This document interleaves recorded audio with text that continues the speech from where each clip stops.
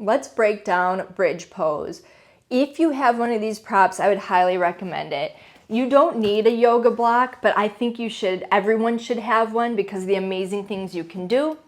You probably do have a blanket or towel. You can fold it up nice and neat. You notice how it's just about as tall as my block and it'll serve the same purpose. We'll get back to that later. So we're gonna come back to our backs, and I'm Nicole, by the way, so thanks for joining me again on the mat. We're gonna come to our backs. You wanna make sure your lower back is in a good place. So when we transition to our backs, I'll often tell students, take a couple windshield wipers, get comfortable, plant your feet, see what it feels like to press your lower back into the mat. And I wanna be mindful here, it's not just like a forceful drive down. It might almost feel like knitting your hip bones together. So you want your feet hip distance apart. You want your heels under your knees, your hands, your palms down by your sides. We are going to inhale, and I like to roll up on an exhale, and that might be counter what you hear in a yoga class, but when we roll up on an exhale, we are engaging and strengthening our core, which means we're supporting our lower back on our way up. This is an amazing pose to strengthen the lower body, to start opening up. We've talked about psoas in previous videos, to start opening that up.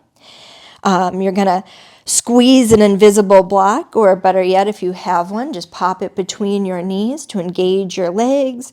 Feet are spread. And on top of this wonderful low body strength, you're getting an upper body stretch, something you can accentuate by interlacing your fingers, reaching your knuckles. You're going to get a neck full of flexion, amazing release for the upper body, strengthening in your lower body. So there's your bridge breakdown.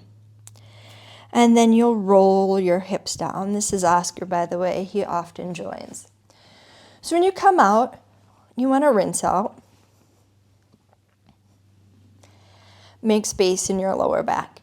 It's a challenging pose.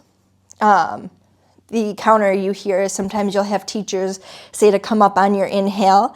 That's awesome. That's fine. It's going to give you strength to come up.